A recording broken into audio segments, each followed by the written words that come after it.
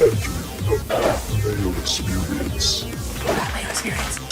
That Mayo Experience. That Mayo Experience. Experience. Welcome to the Pat Mayo Experience, presented by DraftKings. Week 15 DraftKings picks and preview for the main slate. I do want to caution everyone, we can only deal with the information that we have at the moment. I don't know what's going to happen on Saturday afternoon or Sunday morning, as 48 million more players might end up on the COVID list. We're going to try to talk through the situations and try to find some leverage on this slate. If you want to keep up on the injury report, I am updating the newsletter post over and over every day just to see who is going to potentially be in, who is likely to be out before we get all of this information. You can keep track of that. It's all in cheat sheet form. You can find that down in the newsletter, as you can find the link to the Pat Mayo Experience Listeners League. 2,500 spots. It's filling up very quickly. We have a few more of these for the rest of the season. You should play in it because it's rake free. $15 to play, 3 max entry, no rake. It's the best tournament on DraftKings. Let's fill that up as quickly as possible. So maybe we can get a banger for Week 16. Maybe up that to like 5,000 spots or something. And we can't do that unless people fill it really quickly, because eventually the NFL one's going to be gone and the PGA one is going to be back in full force. RunTheSims.com is the optimizer and custom lineup builder and props tool that you need. It is $100 for the rest of the season. That's it. So from weeks 15 through the Super Bowl, it's $100. Suggest you go use that right now. RunTheSims.com/Mayo to go check that out. One of the big things we do before the holidays is sometimes you need like a palate cleanser. You need to like feel down on yourself, or you need to be triggered at some point. So in like a week from now, when the Christmas time comes around and stuff's like not exactly breaking your way, you can reference a certain point where you're like, oh man, that was a lot worse. So that's what I'm doing for you all today. The guest, after he bailed on me last week, is back. The Siege. What's happening, man? First time in 2 years on the show. Yeah, sorry about last week. That is just I got my COVID booster and I just completely forgot about like the whole world. I can see how that could happen. I don't have my booster as of yet. I got to wait till like I have a little bit of a lull spot, because I can't have that happen to me, Siege.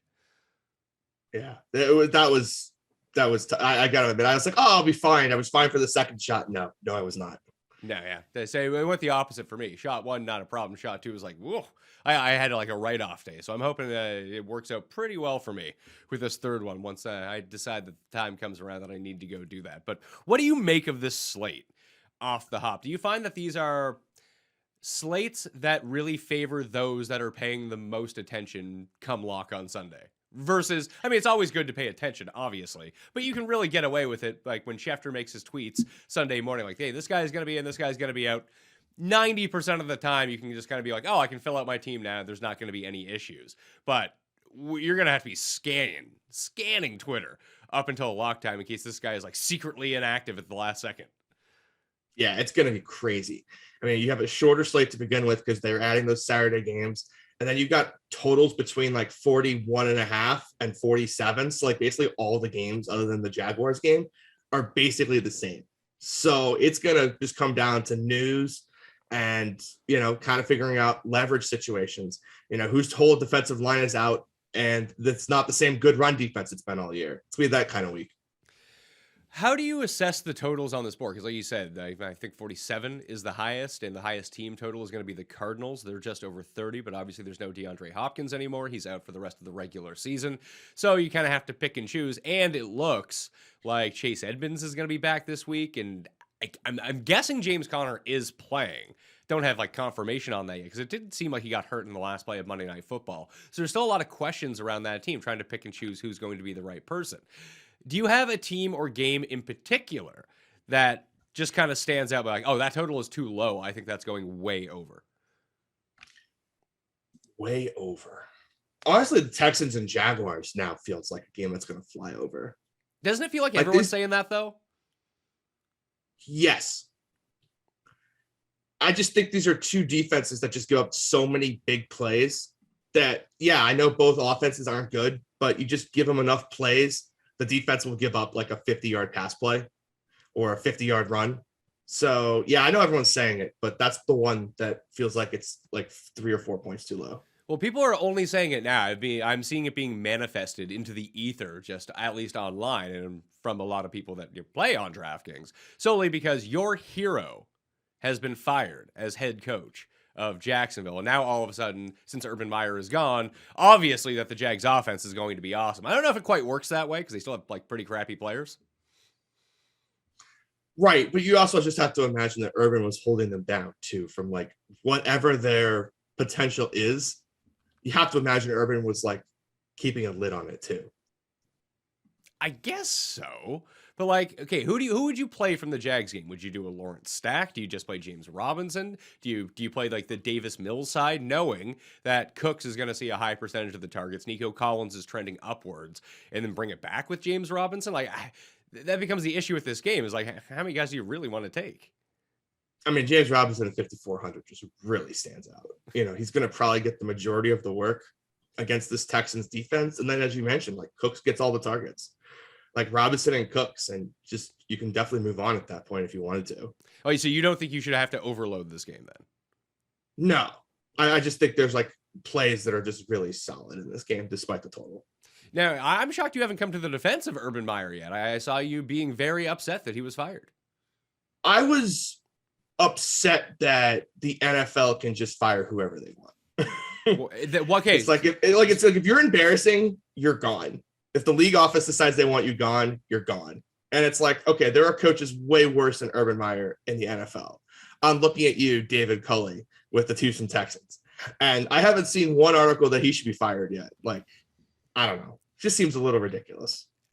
They're not going to fire. They might fire David Culley at the end of the year, I suppose, but no one thinks about the Texans. Like, if it had just been generic coach of the Jags, then maybe you're right. Like, just the fact that he was just outright embarrassing the entire league. I mean, what other reason? Like, the reason to pay attention to the Jags this year was supposed to be, hey, let's see how Lawrence is. And Lawrence hasn't been good, obviously, but all of the heat was kind of taken off of that because of Urban Meyer. Maybe it was a great protection method that he was using. But, I mean, people couldn't even pick out David Culley from a lineup of one. Like, it's hard for the guy to get fired. They're supposed to be bad. They are bad. He's kind of doing what they pay him to do. That's true. But you could also just cut and paste that story for the Jaguars, right? They were supposed to be bad. You got to get top end talent around Trevor Lawrence. The point's to let him throw 40 interceptions and learn from his mistakes and be in the top 5 again next year. So I just think it was just the name Urban Meyer, and people just kind of had their pitchforks the moment he got hired. And don't get me wrong, he did stupid things too, but it was just, I don't think it was ever going to work just because his name was Urban Meyer. Who are the college coaches that have come in and sustained and actually had real success in the NFL? No one. I mean, Pete Carroll, I guess, but I guess he was an NFL coach to college back to the NFL. Yeah, I guess that's like the only one. And you could honestly just say, like, if he didn't have Russell Wilson, would he even be that good? So yeah, there's really just not a whole lot of them. Yeah, so I'm curious to see who ends up getting one of these jobs in Jacksonville. I think it's going to be a good year for the guys that have been passed up the past few years, like when Bieniemy couldn't get a job, and then Dayball didn't end up getting a job and stayed with Buffalo. I think he probably ends up staying with Buffalo. He may have missed his like 1 year window to really capitalize, but I think it's a nice offseason for some of these offensive coordinators who were like big names 2 years ago, last year, and then everyone kind of forgot about them because they're not having the greatest years this time around. I think that those guys are going to end up being really good hires. Yeah, the only college coach I could see leaving for the NFL is Dabo. But he stresses so much about education, as I heard yesterday. Oh, that's true too. So, I mean, is he going to get like private tutors to come in for these NFL players? Yeah, when you're dealing with multimillionaires, it's going to be hard to get them into class study. So I was kind of looking over the slate. Like, where do you think that people are going to go in terms of like where the chalk is going to congregate? Because I'm having a really tough time pegging it down. You mentioned James Robinson. I completely agree with you on that one. Is it going to be Tua at $5,700 against the Jets? It could be. It's just the question of, are people willing to play Tua? You know, sometimes there's just guys that people have gotten burned by enough. And the question just simply is like, will the field be willing to play this guy again? And I could see there being a world in which, you know, they've gotten burned enough by Tua that he doesn't become chalk. But I mean, Josh Allen, I know he's expensive, but this is the best matchup he's had. It feels like a nice get right spot on paper against the Carolina Panthers. We saw his rushing upside last week. I'm not sure how much he's going to run on that foot this week, but that's an option. And then Kyler too, right? He's got the highest team total. he'll be pretty popular as well. I would think that building around Arizona for a lot of reasons, or even if you just ended up playing Kirk and Kyler Murray, because Kirk has been the one with DeAndre Hopkins out who is just running the most routes of anyone on the Cardinals. I know AJ Green was hurt for a bit there, but everyone just wants to make Rondale Moore happen. And just the snap shares don't make any sense with that. Maybe he ends up with another like 15 catch for 51-yard game or something stupid like that. But with Kyler back, I think he can really utilize Christian Kirk down the field, and maybe he can slot himself in as the de facto number one for the rest of the year, at least against the Lions, who really have no defense. And that game is going to be indoors. Like, do you start to worry about that a little bit at this time of year? Not so much about the cold or potentially the snow, but when you have some of these Northeast games that, it could be like 35-mile-per-hour winds. We've just seen that devastate teams in terms of the offensive side of the ball so far, that maybe just avoiding those altogether might be the move. Yeah, but that's Sunday morning, right? Like, you'll know what the weather is, and you can definitely adapt to that just based on what the weather is. I try not to worry about that this early in the week. Like, got to have a backup plan for sure, but it's too early to be like, oh, it's going to be windy there, so I can't even think about playing this guy. So the other big total favorites, at least in terms of team total, it's going to be Dallas because they're favored by 11 against the Giants, although their offenses look pretty out of sync. Since Dak hurt his calf, like, that's not a good situation to be. The one I was kind of looking at and kind of had circled as, I don't know how popular the game is going to be because there's a lot of availability questions, especially in the Broncos backfield. But that Broncos-Bengal game reeks of shootout to me. Interesting. I actually thought that was going to be the first time the Bengals are in a defensive game. It could, I mean, it's a lot like that Washington-Vegas game from a few weeks ago. And this kind of is the case with a lot of the AFC West teams where it's going to be, the total is going to end up being over 60 or under 30. Like, it seems like there's no middle ground of that game because once the dam breaks for one of these teams, it feels like it's just going to go haywire the entire time because the Broncos have been really good at getting pressure with just rushing four guys, even since Von Miller's left. So we know that Joe Burrow has been much better in stress-free environments. Not that he's bad under pressure, but he's like a league average quarterback under pressure. When he has no pressure, he's like a top 3 quarterback. And I do think that as long as you can get away from Surtain, and I'm not even really sweating him too much because the Bengals have so many options, that you can really get behind the Broncos defense. But that would lead to like a Burrow, Chase, and Higgins stack. Then do I want Melvin Gordon and would you want Melvin Gordon or Javonte Williams, who both are on the injury report right now? Not with COVID, but with like other issues. I just think at this point, Vic Fangio has made it clear that if there's 3 rushing touchdowns to be had, Melvin Gordon's getting 2. As frustrating as that might be for fantasy owners, I just think it has to be Melvin Gordon right now. All right. Well, let's kind of try to roll through a few more of these games. You mentioned the Panthers and Bills. Is there a chance Darnold starts this week? Because I saw he was activated and practicing off IR. Really? Yeah. I have a lot of DraftKings best ball teams that would be very happy with this development. It's good to see you're on top of the news.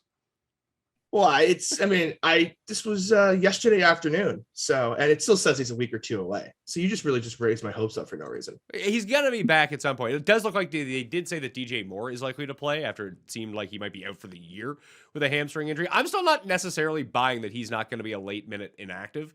When was the last time you saw someone hurt their hamstring and they were just fine 6 days later? Like these guys, like, they're practicing on a limited basis. Oh, I don't know what's happening. It's like, oh, yeah, now he's on injured reserve and he's out for 6 weeks. Like, that's what hamstring injuries are. Especially because didn't we see this with Christian McCaffrey in Carolina? Yes. Wasn't this like the exact team that we saw it with? So, but then again, I had a lot of DJ Moore last week. So if there was ever a situation where a guy's going to come back and play off a hamstring, it's the next week after I was basically all in on a guy. You were all in on DJ Moore? How did that happen? I love DJ Moore last week. Yeah, against that Falcons secondary, I just thought that all Cam had to do was throw a slant pass and he was just going to run off into the distance. Yeah, do we have the problem was Cam Newton couldn't throw a slant pass. No, well, he can. He tries to bounce it to you, and that becomes a problem. It's either bounce to you underneath the defenders or so high that someone on the sidelines has to catch it. That's really where Cam Newton are they. How bad is PJ Walker that Cam is still playing? I mean, they tried to bench him. And then PJ Walker threw one of the worst interceptions I have ever seen, and they had to bring Cam back. It was awful. It was just, there were 3 defenders, and there was not one wide receiver, and he just lined up and threw it in the area. It was rough. Do we think that the Rams offense could be a lot more concentrated right now? Because it seems like Beckham's going to be out. Kupp is going to play. Van Jefferson's going to play. Higbee is going to be back off the COVID list because he was a false positive. Not sure about Darrell Henderson as of right now, whether or not he's going to get clearance to play. But Stafford, Kupp, Van Jefferson, like those three guys, especially without Beckham around, seem pretty simpatico. And Seattle's, at least past defense, is god awful. Yeah, I was just trying to pull up the Rams snap counts. It felt like that Ben Skoranek was playing a ton of snaps last week, and they did a lot of 4-wide. So if they play Skoranek in the 3-wide sets, then that's going to be a little tougher because I'm not sure it'll be as consolidated as we want. But, I mean, it's Cooper Kupp. He could be 10,000 and he's still in play. So I wouldn't talk anyone off of him. There's a chance that Cooper Kupp is not only the highest owned player on this slate, he might be like double anyone else. Because I think that's just, people look at it and be like, oh yeah, Cooper Kupp, he scores 25 points every week. I'm just going to play him. Would the move just be to play Devontae for $100 cheaper? Yeah, I love Devontae Adams, but you just have to wonder how many points the Ravens are going to score this week. Either it's going to be a backup quarterback or a heavily limited Lamar Jackson. You just got to kind of figure that Green Bay is going to just get a lead and just try to run the ball. They're one of the slowest paced teams in the league. Basically, last week was just a perfect game flow for Devontae Adams where they fell behind big and had to throw and pick up the pace. But when they're in front, they're one of the slowest teams in the league. I'm just not sure I can get to Adams this week. Do you trust Jalen Hurts' ankle enough that he'll be running around? I'm not a Jalen Hurts guy, and this is the first week I'm giving him strong consideration. Because if he can't, because this Washington secondary is just so bad. So you think that maybe a limited ankle could actually improve his passing stats here? I think they'll throw more. I think he could get to like 30 pass attempts, which against this Washington secondary is normally a recipe for success. I can see it, and Washington is one of the teams, especially on the defensive side of the ball, that is just completely, they were wiped out with injuries to begin with, and now like half their defense is on the COVID list, which kind of brings me back to the Philadelphia running backs, where I think Miles Sanders is playing, but then Jordan Howard might be back. Boston Scott seems to be fine after whatever illness he has. Like, they're going to run 4 guys out there. If Jalen Hurts can't run and is not as mobile as he normally is, do you think they're going to run the ball as much? I think they'll try to run the ball, but I just think for daily fantasy, that's just a situation you have to avoid and just hope no one scores 2 touchdowns. Yeah, or hope you play Hurts and he's the one who ends up scoring it. All right, well, let's get to the positions then. Let's talk about running backs from top to bottom. Najee Harris is the most expensive on the board, who's been pretty safe the entire time. Then you got like Zeke and Mixon, Cordero sitting right there at $6,900. Jones, Barkley has like an ankle injury. I don't know if he's going to play or not. That would actually open up Devontae Booker, who would become a pretty good play, I think, against a Dallas defense that gets to the backfield but can't really stop the run. Swift probably not going to play. Eli Mitchell, I'm guessing he's not going to play. So you said James Robinson. And I think points per dollar and ownership-wise, he's going to be the most popular. Plus, I don't think any of the ownership models have factored in what's happened to Urban Meyer. Now it's like, oh my God, James Robinson might get 25 carries in this game. Just a lot of narrative and matchup and price is going to be on James Robinson's side. Feels like he's going to be the highest owned. So if we just put in James Robinson, who else are we going to pair up with him at running back? Because, I don't know, is Najee Harris that much better than everyone else that he's the highest priced guy? Like, could you just save $1,000 and go to Cordero? I think Cordero's a really good option. I don't think that James Conner is going to play this week. And so I think we're going to get the Chase Edmonds show. And if we do 5,100, he'll be pretty popular too. Anyone else? Like, if Henderson doesn't go, do you think Michelle will be popular at 5,800? I suspect he'll draw ownership. I'm not sure he'll be super popular after he didn't score a touchdown last week, but he's a good option. I wouldn't talk you off of him. But the issue with him just is like on DraftKings, he's just not going to get you the target. So you better get the 2 rushing touchdowns. I mean, he may or may not get like in the Jacksonville game, he was fine out of the backfield. Didn't he score a receiving touchdown in that game? I think it really depends on how this game flow goes. I mean, he had 3 receptions for 8 yards. See, there we go. There's and a touchdown. That's over 10 points in the receiving game, Siege. I'd take it. I don't think he scored a receiving touchdown. I thought that he did, because I saw that because Stafford ended up with like 3 or 4 touchdowns. Maybe I'm wrong on that one. So Sony Michel, like Michael Carter, is expected to be back for the Jets. Not sure what's going on with Tevin Coleman in his concussion and whether or not he's going to be back, but it doesn't seem like they trust any of these other guys. He's $4,700. I guess the overall question is, do you just pay down at running back and hopefully you can find the situation that you like the best and then pay up everywhere else for the guys that you just know are going to be on the field?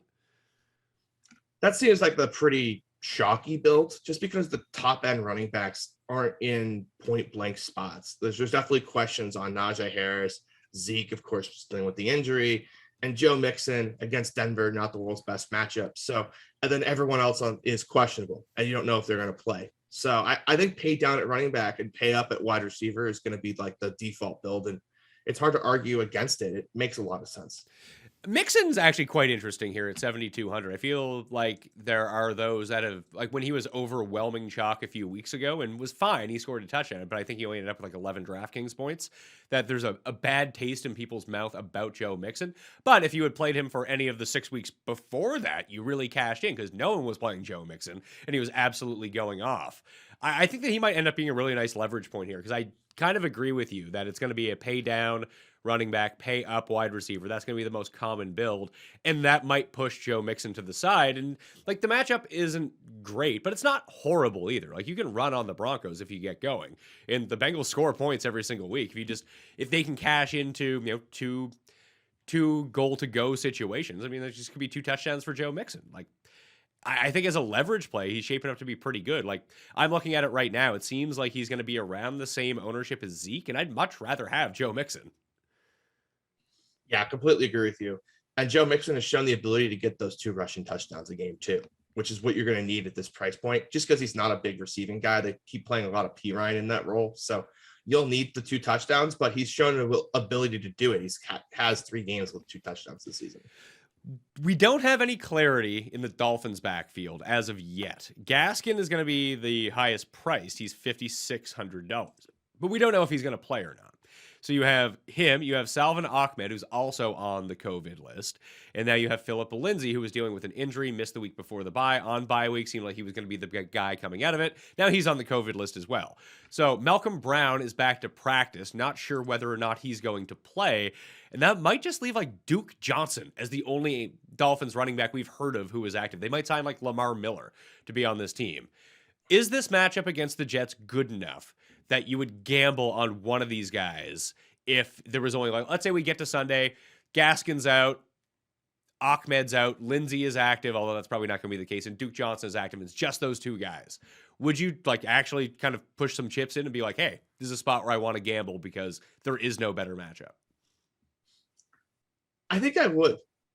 I think I would take a shot on Duke Johnson. He's been on the practice squad, so it's not like he doesn't know the whole playbook. He's been there long enough.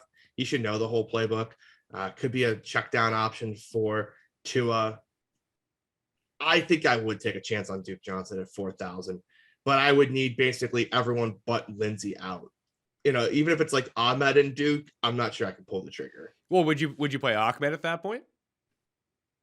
No, because I think Duke Johnson would have a receiving role. It kind of would feel like first, second versus third down. And at that point, I think there's enough good options in the 5K range. I would just pay up a little bit to get to that Edmonds, Robinson, Sony Michel type tier, Melvin Gordon, that range. And Antonio Gibson, $6,000 too, a week after he busted everyone, just broke the hearts of everyone who played DraftKings, Mike Leone included, who doesn't usually like swallow the chalk, and went with Gibson. I went with him too.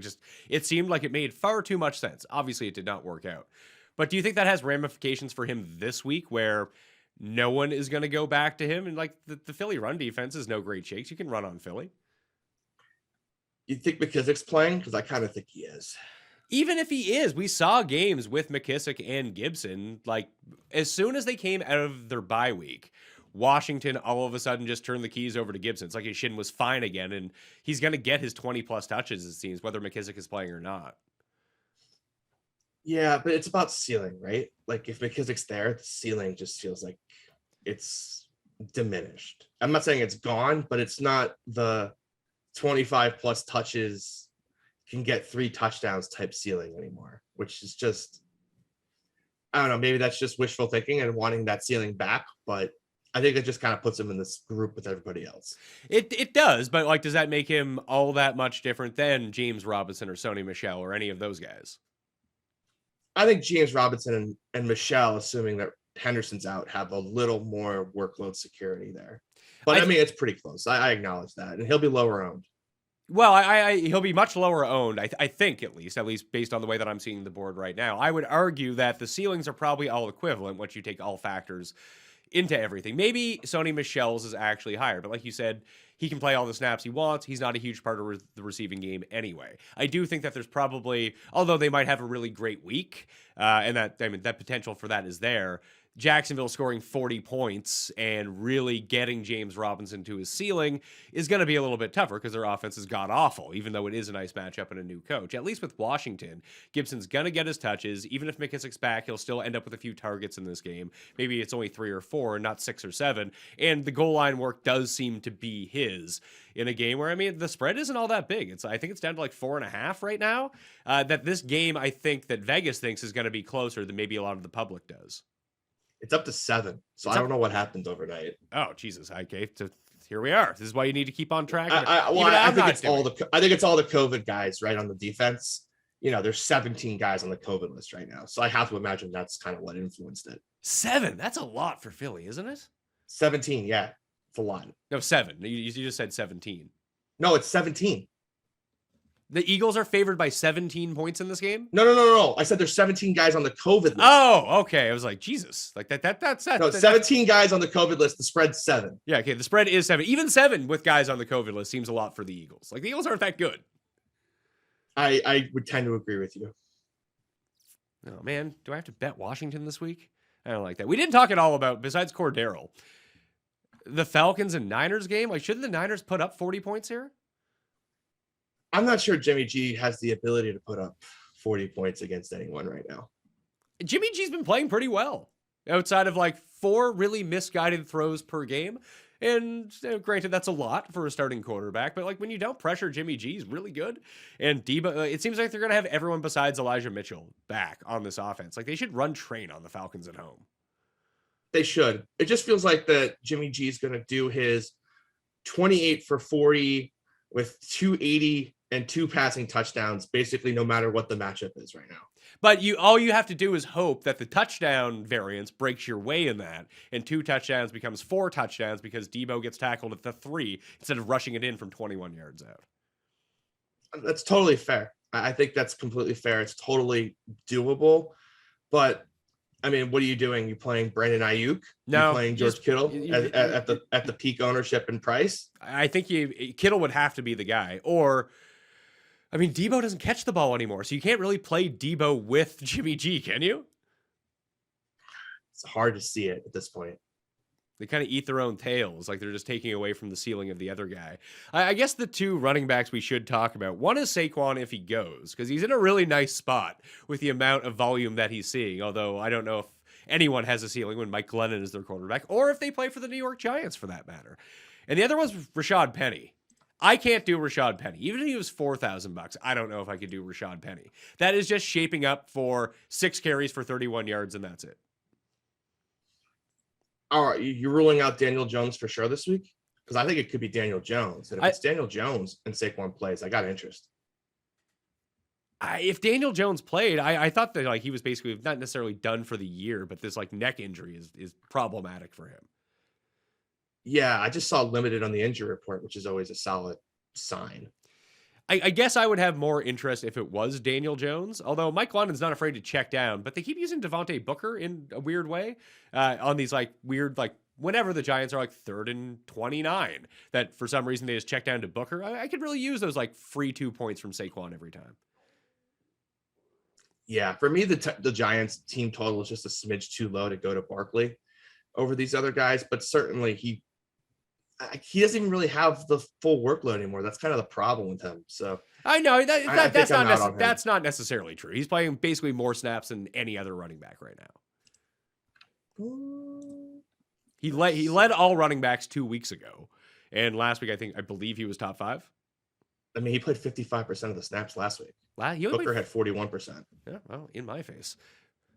Really? I hate to do that to you. No. That's why we're listening. The entire week has just been about tracking injury reports, and stuff has fallen through the cracks. That's why we need to talk this stuff out.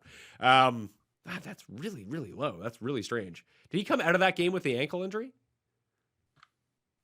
Good question. I didn't watch that game. That is completely possible. It was like Foreman had the arm injury, and it kind of skewed the Texans' rushing stats, or the Titans' running stats a little bit. But I'm still not convinced that isn't a three-headed monster, especially in a potential game script against the Steelers. We didn't talk about that game either. Like, do you have any interest in those guys?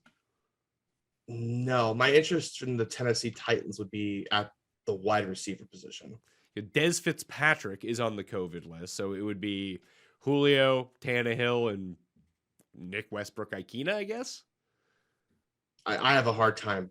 I know that like he's been dust all season, but this is about as good a spot for Julio Jones as you're going to find. I said that last week and played him. Didn't turn out well. I came very close last week to playing him. I just think that this spot might even be better because the Steelers are good enough to actually put up some resistance. Whereas the Jaguars, like they got up 2 scores and they just run the ball and punt, and that was that. The game was over.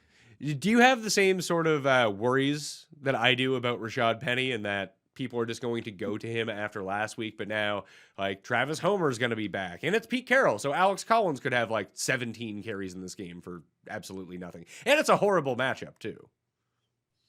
If you were going to play Penny, you should have played him last week, right? If you chase it now, you're kind of getting what you deserve when he goes and puts up like 7 fantasy points. Yeah.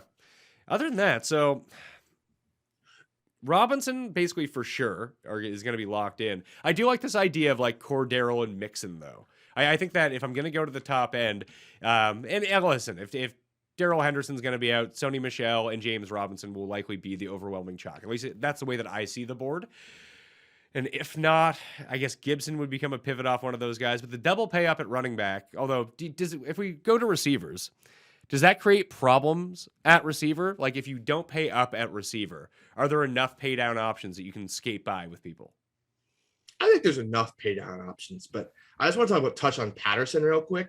Okay. I'm really just concerned he hasn't been catching passes at the rate that he was earlier in the season. Like the reason you love Patterson is he would get you kind of wide receiver 1 upside along with like running the ball, but he hasn't caught more than 3 passes since week 9.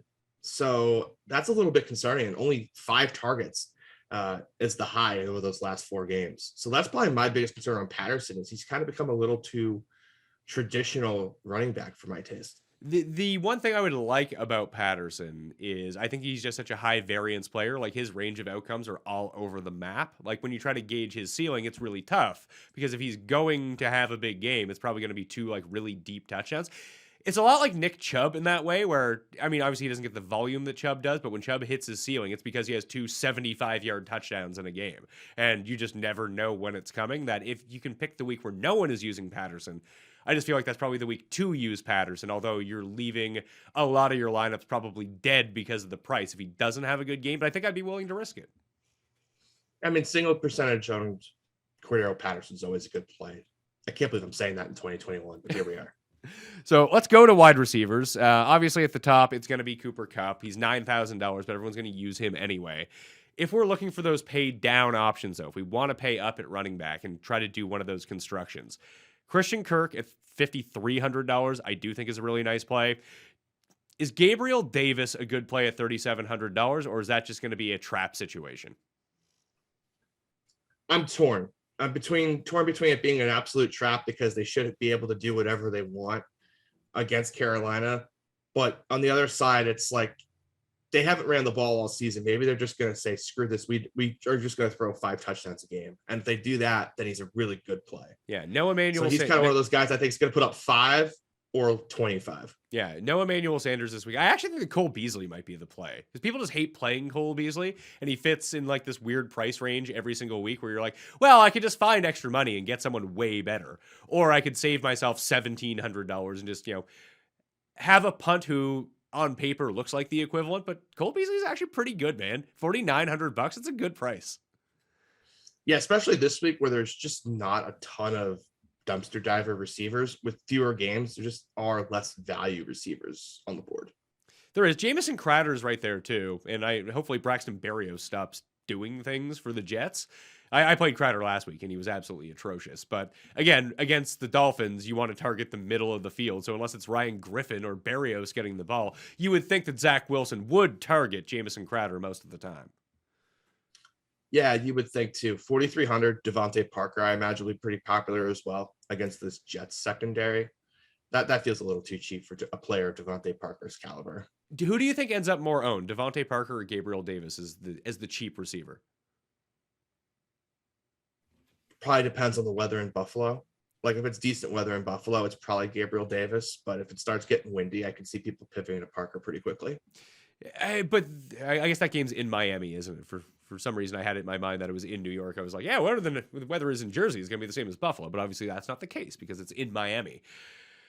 I'm struggling to figure out how people are going to build with Dolphins this week because I think it is going to be Devontae Parker because if people pay up for receiver, it's going to be Diggs, and there's still enough people that don't like to triple stack. So it wouldn't be Allen, Diggs, and Gabriel Davis. It feels like most people would go Allen Davis or Allen Diggs, and it's probably going to be Allen Diggs because that's what people know. That's where all the upside rests, meaning that Devontae Parker could end up being the higher owned of this bunch. The issue I have with Parker is this is still a Waddle-Gesicki offense for the passing game. They really only pull in Parker when they need like a sideline third down because Tua wants to keep the ball short. He wants to keep it over the middle of the field. He wants these high percentage completions and throw guys into yak. And Devontae Parker's not really a yak guy by any means. Jalen Waddle is.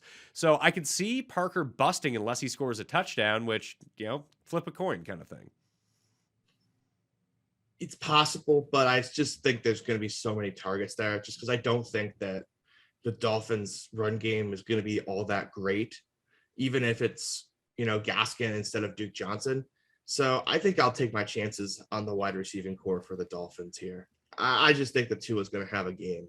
So it might not work out, but I'm going to be pretty heavy on Parker this week. So Parker, $4,300. I do expect him to be one of the more popular plays on the slate, probably more popular than Gabriel Davis. The only other one from like the $3,000 range, Laquan Treadwell's been good like every week. Now, I don't know if the shakeup in the Jags offense means that like he's no longer wide receiver one for some reason. And maybe with Bevel, it'll be Marvin Jones like, hey, my guy Marv, let's just start getting him the ball because he's actually good. But Treadwell, I mean, he doesn't do anything spectacular, but if he just scored a touchdown any of these weeks, he's more than paying off your price as the absolute punt play of the week. Yeah, my issue is just, is he ever going to score a touchdown? He's just not like it's either a long touchdown or he doesn't have a whole lot of touchdown equity. He doesn't, but maybe this offense looks, I mean, we're talking about this game being high scoring potentially with two bad defenses. Maybe this is the week. Totally possible. I just am not putting my neck out for Laquan Treadwell. Who else would be down here? Just kind of searching. I mean, people will play Shenault because people play Shenault every week for no real reasons, but he's the same price as Devontae Parker, so maybe he actually sees a dip down in ownership this week. Nico Collins. How cheap is Nico? 3,500. I think I like that more than I like Treadwell. I think I do too. Nico's been seeing his shares go up and up and up. It seems, but it does seem like Brevin Jordan scores touchdown. I bet Brevin Jordan first touchdown 2 weeks ago at 66-1, and then forgot to make the bet last week, and he finally had the first touchdown. I feel like such a moron. Oh no! I feel like such a moron. That's the worst. I caught the anytime touchdown for the Rams tight ends like right as that news came out. And that Cooper Kupp touchdown where the tight end was wide open over the middle of the football field. He jammed it in the cup. I was like, come on, Stafford. You can't pay me off at 18-1 anytime. I'm just looking at the receiver, like the distribution of salaries at receiver. Because Kupp, like I said, is going to be the highest owned guy on this slate. That seems pretty clear to me. Listen, I'm wrong all the time. That happens. Devontae will be in single digits. People will play Debo because he scores every single week. And Devontae won't be in single digits. I think that how are you gonna? If everyone's paying up for Kupp, how are people going to afford Devontae Adams? You can pay up twice if you're paying down at running back twice. I don't think that can work. Let's see here. Let me try to manufacture this lineup. So Kupp and Adams, and the pay down running backs that we're talking about would be like James Robinson. Who would be the other ones? Penny. Yeah, I mean, I'm plugging in Chase Edmonds. I think it's gonna be completely Chase Edmonds. Yeah, You but can do it either but way. if James Conner plays, you're not playing Chase Edmonds, are you? No, All right, so let's say that James Conner is active and it takes that off the board. It would be Penny at that point. I'm guess for people just trying to jam in lower end players, maybe Singletary. man, trying to figure out what the Bills are gonna do with their running back situation is a tough business to be in. Okay, so here's the thing: if you play Cup and Adams, and you play Robinson and Penny as your two running backs, $54 and $5,400, you only have $4,200 left per player. So even if you went down and paid for, let's say, Tua stinks, and you played, I mean, the cheapest defense is $2,400 this week. You don't have the punt $2,000 defense this time around. Like the Texans are $2,800 this week. So let's say you pay for the cheapest D. You take Lions against Arizona, you think that can work out. You're just punting defense. That's $2,400. You still only have $4,700 left. That means you would need to play like Beasley and Parker, punt at tight end, and you still need a quarterback. That's going to be tough. It's tough. I can assure you it's doable. It's doable, but how many people do you think are going to look at their lives and be like, yeah, it's not going to cut it for me. I will downgrade from Devontae Adams in this lineup to Deontay Johnson, who's almost $1,500 cheaper, and save the money that way. That's totally an option, or Stephon Diggs, but they also can just do that for Cooper Kupp and be like, you know what, I'll keep Devontae Adams and I'll play, CeeDee Lamb or Tyler Lockett or whatever. I think that people will be far more willing to go off of Adams than go off of Kupp. At least that's what I think. Maybe single digits is wrong, but if we had to make like the Millie Maker ownership percentage, let's say 12%, would you take the over or under? Slight over at that point. I would say somewhere between 12 and 16% is where I'd have it. And I would go under. I'd say it's between like 8 and 12%. I feel like it's just nitpicking at that point, really. Yeah, but I mean, there's, in terms of those outcomes, like the two outcomes that we gave, like there's a big difference between 9 and 15, isn't there? Yeah, there is. So I guess it depends. Well, it's going to be like people who leverage ownership percentages. Like when you go to runthesims.com and we have our ownership percentages baked in, it gives you the optimal rate and then it gives you the leverage rate based on these guys. Like what's their optimal percentage versus what's their projected ownership at this time. But is it going to be too hard to trust the ownership projections this week if there's like a lot of weird news on Saturday and Sunday? Yes. So I think you're just going to have to kind of judge what the chalk build is going to be and then kind of just estimate ownership off of that, right? Like how many elite receiver slots are there? How many elite running back slots are there? How many cheap running back slots are going to be kind of in that default lineup? And then kind of try to guess off of that because it's going to be tough to trust any real numbers, I would say. Well, I like Cole Beasley at $4,900. I think that he's going to be in a ton of my lineups. Could you get away with fading the first 4 receivers in price and then starting your teams down a little bit more? And then you have that like Deontay Johnson, CeeDee Lamb, Jamar Chase type tier. Like that could end up working out really well, I think. And that gets you away from those common builds that everyone has Cooper Kupp or Devontae Adams. The problem for me is I'm running into who's the third guy. Like if I'm going to get off of the top 4, I get to get a third guy, and I'm struggling to find the third receiver in this $6K range that I like. Waddle, there's one. Right? T. Higgins, there's another. Okay. You're a little higher on that Cincy offense than I am. Tyler Lockett, there's another. I do love Tyler Lockett. He was one of my biggest plays last week. Well, now's the way to go back to him again because it's a weird price. It's against the Rams, but Russ only has eyes for one person right now because DK is gonna end up being like the chalk that everyone goes to, who everyone thinks isn't. He's the guy that if no one's playing DK, I'll play DK, and then everyone ends up playing DK and no one plays Lockett. I feel like that this is how this is shaping up. Yeah, you can definitely see that one coming for sure. Where it's like, oh, you know who my sneaky player of the week is? DK Metcalf, and everyone has the same sneaky play. You could even do it in the 5s if you really wanted to. Like, I think Cooks is a good play. Van Jefferson's a good play. You like Julio at $5,400. Christian Kirk, I think, is very viable at $5,300. I mean, Jamison Crowder, I don't think is on that tier, but like Amon-Ra St. Brown seeing like 33% of the Lions' market share over the past few weeks. If Hundley plays, like he was all over Bateman at $5,000. Like there are options down here that I think you can get away with. I mean, it does leave you in a spot if Cooper Kupp ends up with 17 catches, but I mean, that's part of the game. Is avoiding that. If Cooper Kupp finally, it's not even that he doesn't have to have a good game. If he doesn't have like a huge game, let's say he only has 16 DraftKings points, I feel like you're way ahead of like 33% of the field. What do you think his low score of the season is? Cooper Kupp? Yeah. I'm going to guess it's like 16, 17 points or something. It's 11. And then after it was Arizona where he caught only 5 of 13 targets. And then after that, the low is 16. Like you basically need him to go 7 for 90 to not be optimal. No, I think that if you're going to play him at $9,000, what it does to the rest of your team is you have to make sure that he doesn't score like 27 or over, I think, at this price point. Right. But like to get to 25, 26 fantasy points, it's basically 10 catches for 100 yards and you're home.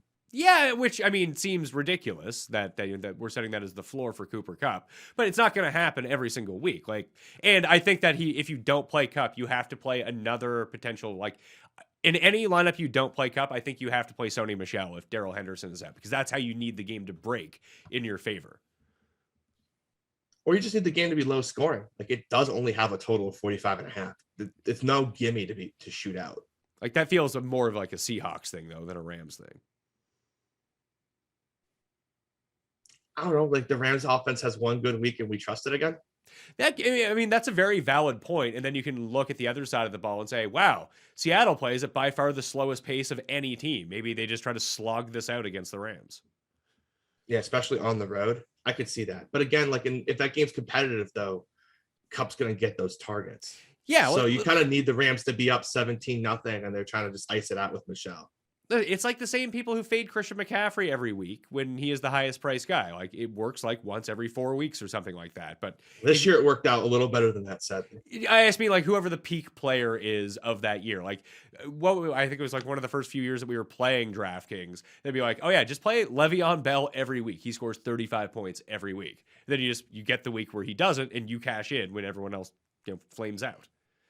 Yeah. Just as someone who was always on the Christian McCaffrey at 7K train this year, it's a sore subject. Yeah. Listen, you were crazy not to play Christian McCaffrey when he wasn't the highest priced player. I did it every single week. I lost doing it too. But when he could manufacture like 25 points playing half the snaps, it was like, oh, once he's finally healthy, this is going to be like out of this world good. It just never happened. Tight ends, Kittle is the most expensive. Andrews is a good play. I think Goddard is a good play at $5,300. We don't know if Hawkinson's going to play.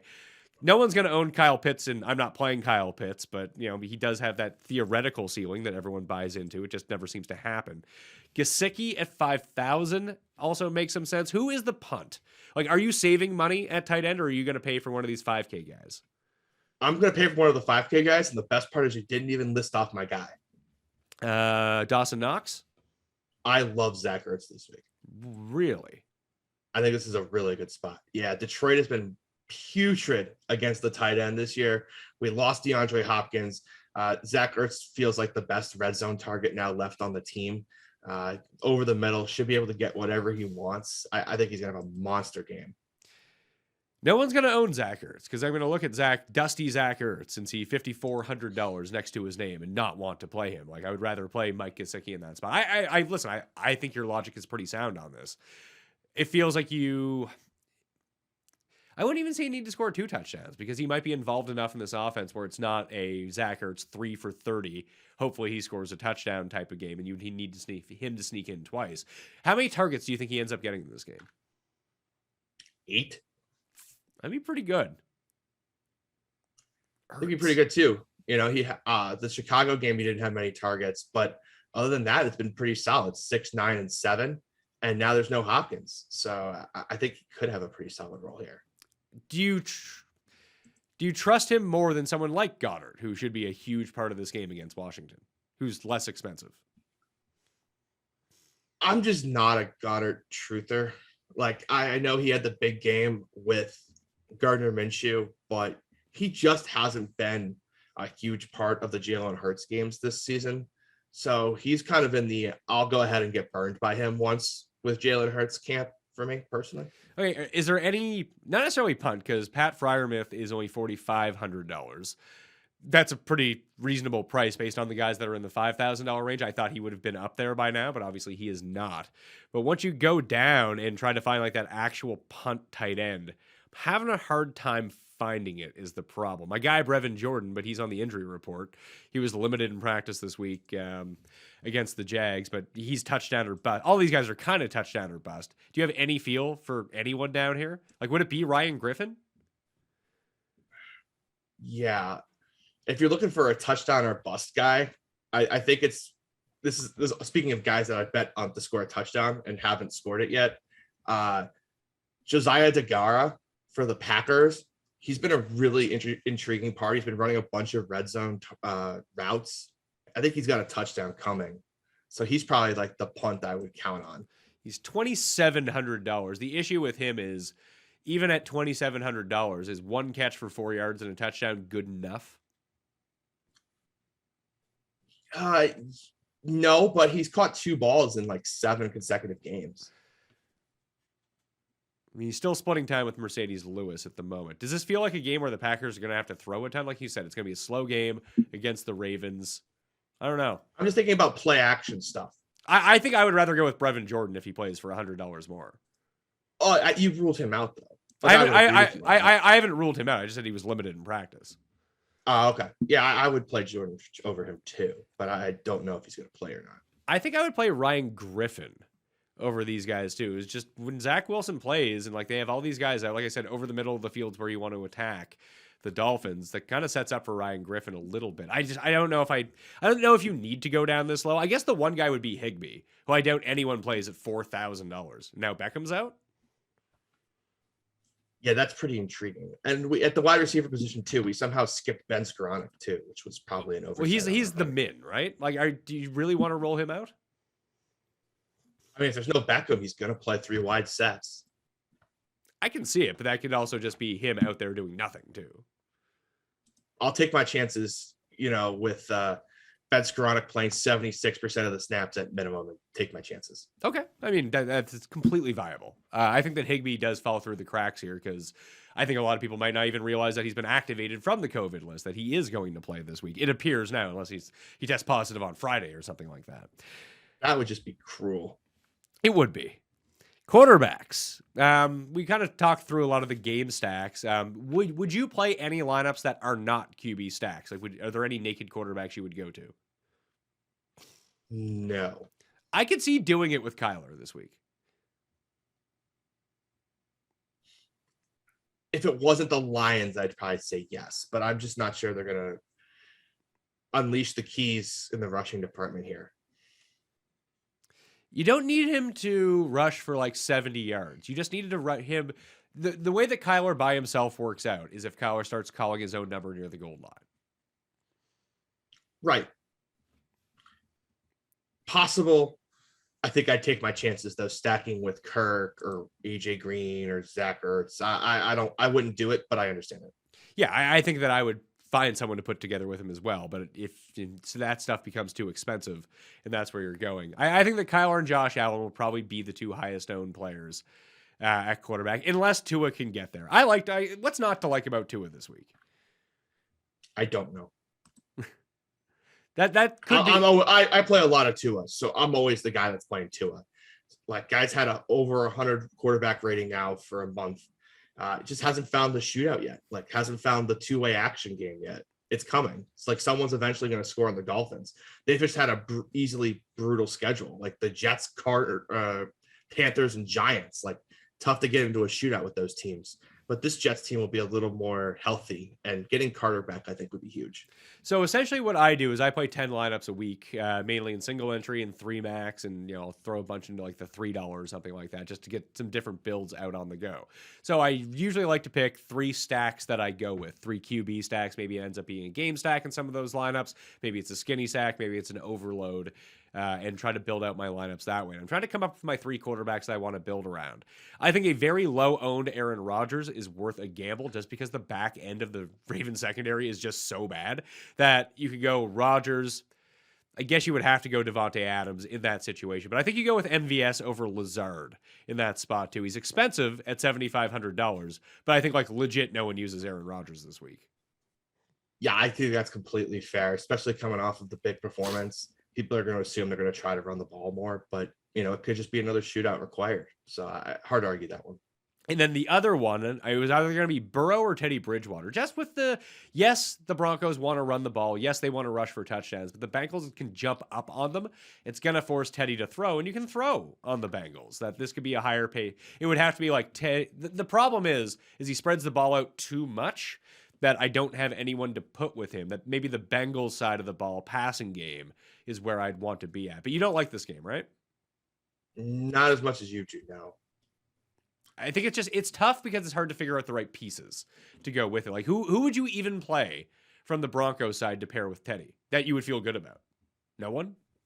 Tim Patrick.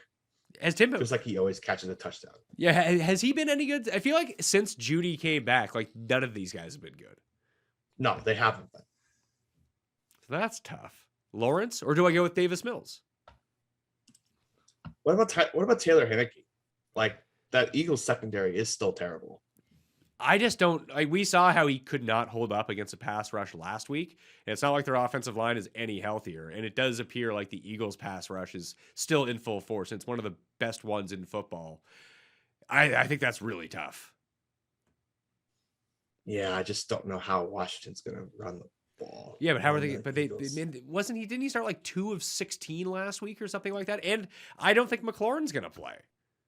Yeah, that is a problem. McLaurin not playing is a big issue. That's true. I'm just trying to find someone like, maybe you don't need to go like 2 off the board. If Lamar plays, would you play Lamar? I don't know if I could trust him. Like, I would just at that point pay up for Kyler or Josh Allen.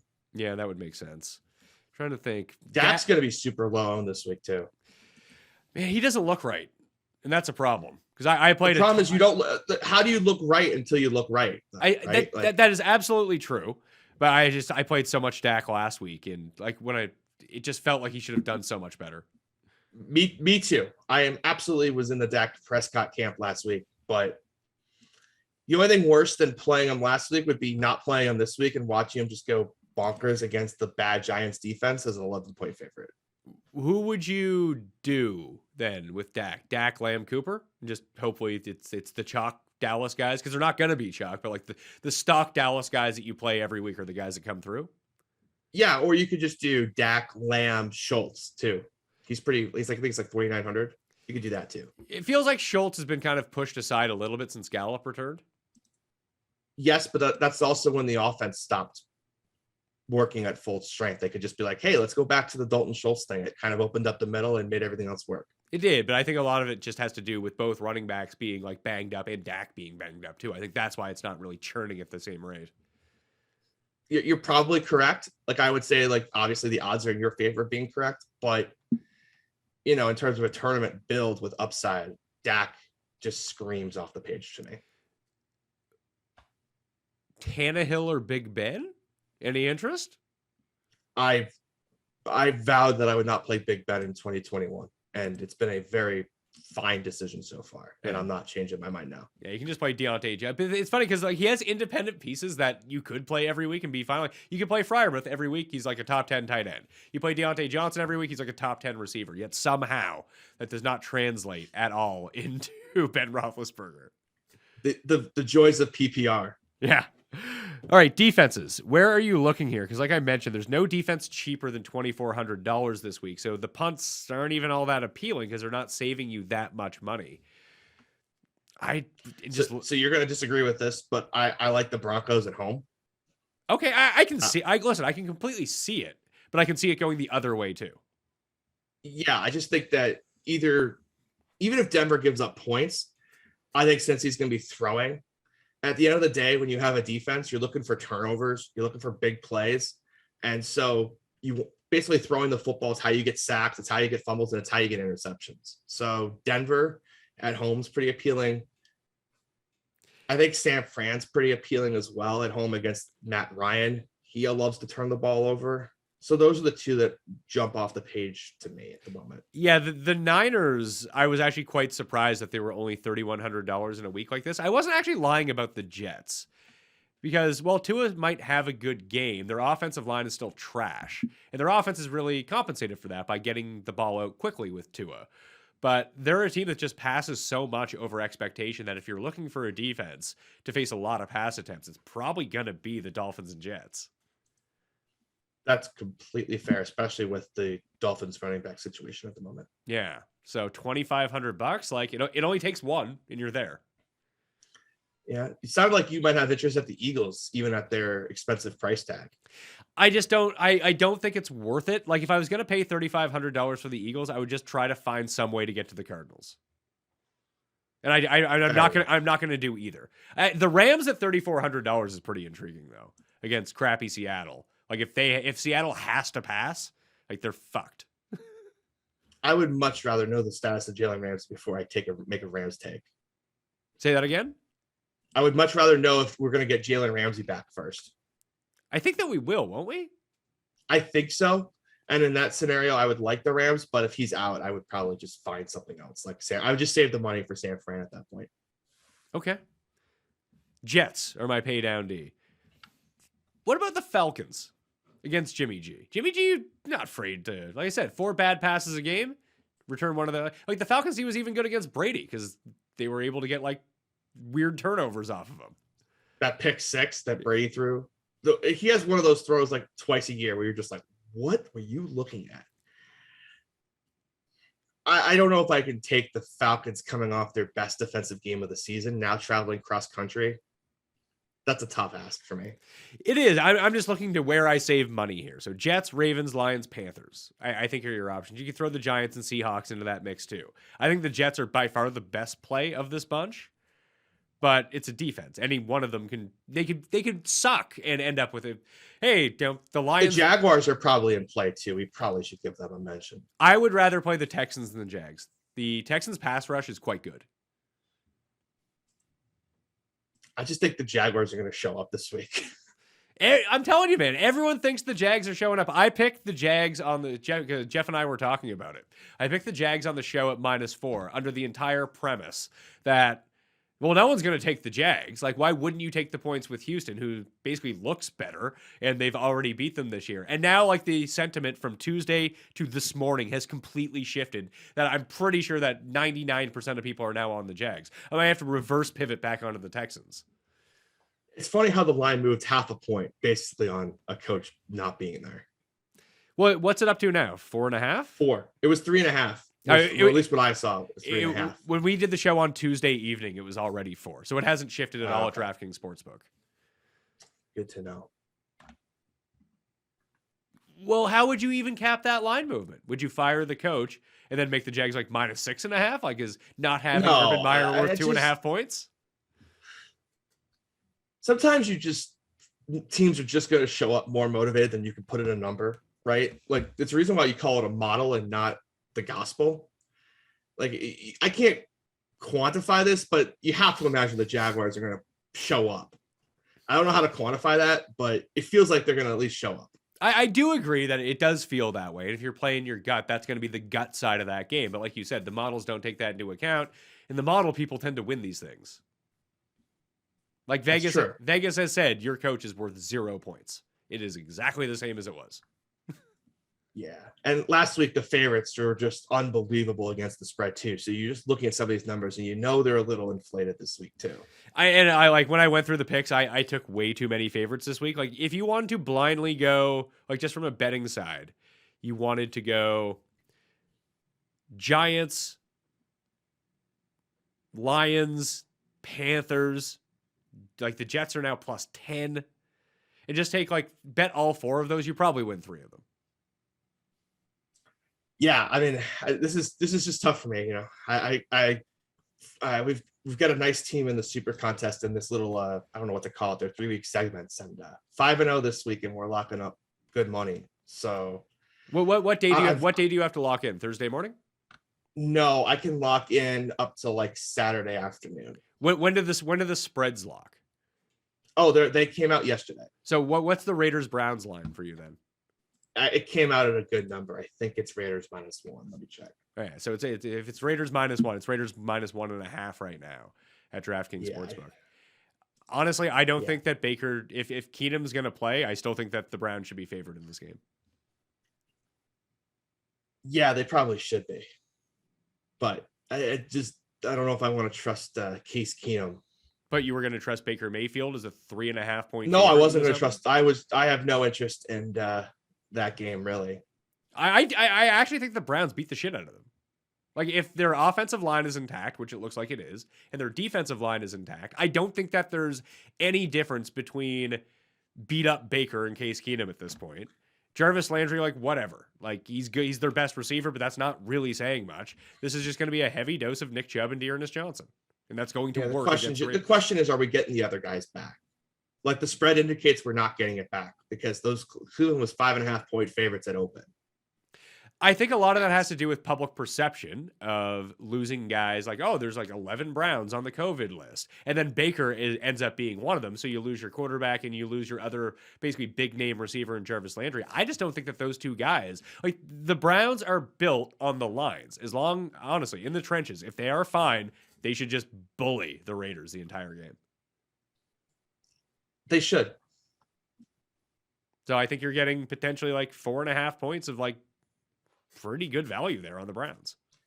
Yeah. It's just like, there's some ugly dogs this week, but you just know that, like, between the Saints, Jets, Giants, Panthers, and Lions, that like 3 or 4 of them are going to pay out. So yeah, it happens. So let's do the one thing we do to close out every show, Siege. It is the play the best plays lineup, which I have also dubbed the shitter guy lineup. I had to take a shit, Siege. It is at 12:50 p.m. Eastern on Sunday. Totally forgot to make a lineup for the Millionaire Maker. I want to throw one in. Who am I throwing in that lineup? Who's the shitter guy on the can pressing click next to by the time that almost lock on Sunday comes along? I'm guessing the team starts off with James Robinson and Cooper Kupp. Correct. Where do we go then? Allen or Murray or Tua? Tua won't be the guy. No, it's going to be probably Kyler Murray. So Kyler is in. Does that mean Christian Kirk comes along with him? Yes. So Kirk, because he's cheaper than AJ Green, I think. No, AJ Green's actually cheaper. Do you think that random guy would go Kirk or AJ Green? I think that Kirk's done enough games, big plays on red zone where he'd go Kirk. All right. I see. That's you. You're the first guest who is in like lockstep mentality of how this lineup works, because that is exactly true. Like, oh, I saw him on red zone. Yeah, I'm going to play him. He scores 90-yard touchdowns. That is exactly the logic of this player. So now we have $4,400 left for a running back, wide receiver, tight end, flex, and a defense. Should we get defense out of the way? And do you think that's good? Because shitter guy doesn't like completely punting defense. They want someone who's like known as a good defense or has a really good matchup, but is also San Francisco. That's where I was thinking too. San Francisco or Buffalo. Or Buffalo. I think it's one of those other ones. It's either Buffalo or him. Yeah, right. Either one. So we'll go Buffalo as the defense. We're now back up to $4,800 per player. We need to find someone cheap to throw in this lineup to really help us out. So who is the cheap receiver you think that people are going to go to? Is it going to be Gabe Davis, Devontae Parker, your guy Beth Swarziak from Real World Los Angeles and the Challenge at the min price, Laquan Treadwell? We got some options at receiver. Yeah, I think we should go with Devontae Parker, though. I think he's going to be topped up enough on the NFL Game Day show that he'll make the lineup. Okay, so $5,000 even remaining for a running back, tight end, and flex. There's no running backs like below $5,000 that I think fit this criteria. The only one who's really close, I think, is actually Rashad Penny. Yeah, I mean, that's true. He had a big game last week. Yeah, and he's cheap. And Pete Carroll said we need to give him the ball. Okay, I think he fits this team. You don't have a long time to think about it. Tight end and flex, $4,800 between them. Do we want to pay a reasonable amount for a tight end? Or do we want to pay up at tight end, pay down at tight end, try to fill it in somewhere else? Because I think the Pat Freiermuth actually does fit this pretty well at $4,500. Yeah, he does stand out as the best option for sure. Like in terms of like value, name, guy who scores touchdowns every week in prime time too. It's like, is this $5,100 for a flex? meaning our options are we're going to Cole Beasley would probably be the guy, right? Yeah. Beasley, Marquez Valdez-Scantling. You could play like Beasley, Valdez-Scantling. You could save a lot of money at tight end this week if you wanted to. Yeah, so we'll go with Cole Beasley at $4,900. That makes the team Kyler, James Robinson, Rashad Penny, Cooper Kupp, Christian Kirk, Devontae Parker, Pat Freiermuth, or Firemouth, as he likes to be called, and Cole Beasley in the flex with the Bills defense. I mean, not a lineup I would play, but it's going to be chalky. That's for sure. Yeah, definitely going to win the percentage owned game. Hey, maybe sometime maybe it's one of the weeks where all the favorites come through again, and this lineup ends up winning me $100,000 this week because it is now in the $3. But I think that's the general sense of the lineups that you're going to be seeing this week. That's sort of the point of this exercise is how are people going to start their builds? And I do think that Robinson and Kupp are going to be everyone's first two clicks if they're not really trying to get different. Couldn't agree more. All right, Siege, thank you for the lovely conversation. Tell everyone what you are up to. Yeah, you can find me over at elitefantasy.com and fantasyguru.com. Football season and basketball season, full swing. So, yeah, basically my life. So come on over, have fun in our Discord channel. We have a grand old time. You can follow me at the PME on Twitter. Check out the Mayo Media newsletter where I'll update all the injury statuses before lock of all of the games and try to keep you up to date on everything that's going on those. I have to actually do that after I finish recording the show.